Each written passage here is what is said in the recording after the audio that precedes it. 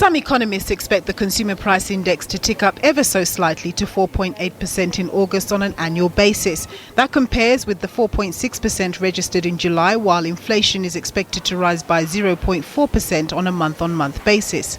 The main drivers for this month's number will be, on the one side, petrol price and diesel price increases. In August, we saw petrol price about 91 or so cent per litre up, diesel price around 56.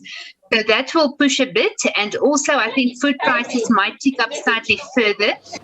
But poorer South Africans have been hit particularly hard, with their bucks struggling to stretch according to their needs. Lower income households are experiencing inflation that's almost 2% higher than your higher income households.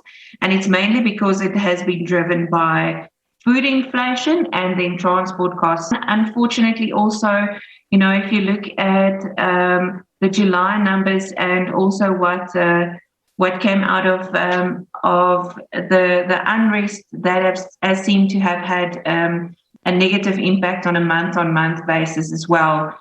For especially food inflation, because the supply chains were negatively impacted.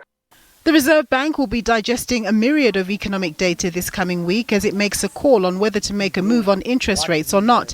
And despite currently elevated international crude oil prices, which have hit around $75 a barrel, it's thought the bank won't be swayed by that factor alone. That per se, I think, won't be a trigger for the Reserve Bank to actually move on interest rates. I think they look at the bigger picture, the overall basket of headline inflation. And there we see that inflation remains well under control in South Africa. I mean, we expect an average headline inflation number in 2021 of about 4.4%. So it's very close to the midpoint of the target band. At its last MPC announcement, the Reserve Bank did hint at the possibility of raising rates before the year's out, but economic dynamics have shifted somewhat, and it's felt that the bank would be prudent in continuing to support what is still an ailing economy.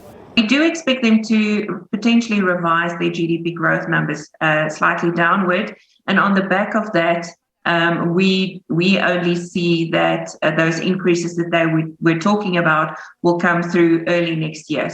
The Reserve Bank cut interest rates by 300 basis points in 2020, taking the repo rate down to 3.5%. We wait to see whether they'll maintain this level of monetary support to the South African economy for the balance of the year. Nompumelelo Siziba, SABC News, Johannesburg.